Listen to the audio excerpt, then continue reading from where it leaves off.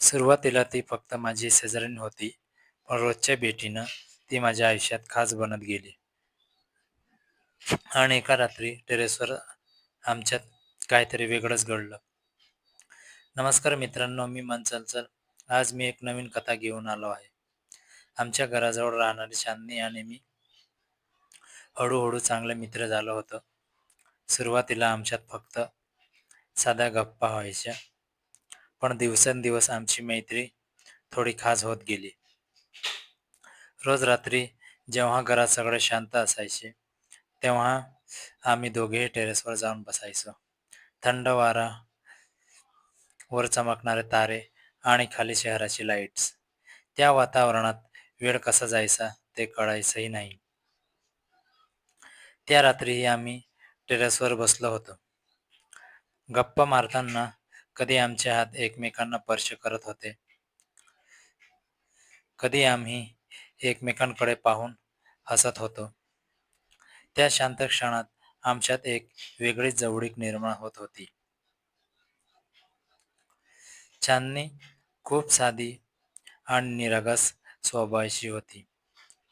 तिच्या चेहऱ्यावर नेहमी एक गोड हसू असायचे. तिच्याशी बोलताना मला नेहमी शांत आणि आनंदी वाटायचं. त्या रात्री आम्ही बराच वेळ गप्पा मारत बसलो.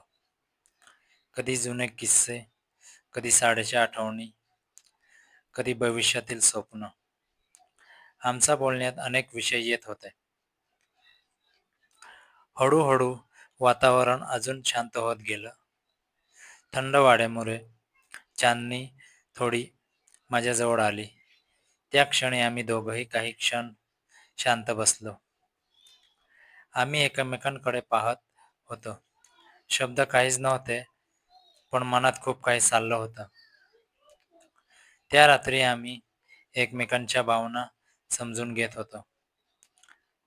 आमच्या नात्यात आता फक्त मैत्री नव्हती, त्यात एक वेगळीच आपुलकी होती आणि जिव्हाळा निर्माण झाला होता. कधी आम्ही हसत होतो, कधी शांत बसून आकाशाकडे पाहत होतो. वेळ इतक्या वेगाने जात होता की आम्हाला त्याची जाणीवही होत नव्हती. रात्री उशीर झाला तरी आम्हाला तिथून उठावंसं वाटत नव्हतं. त्या क्षणामध्ये एक वेगळीच जादू होती. हळूहळू आमच्यात भेटी वाढत गेल्या. कधी टेरेसवर, कधी एखाद्या शांत जागी बसून आम्ही तासनतास गप्पा मारत असायचो.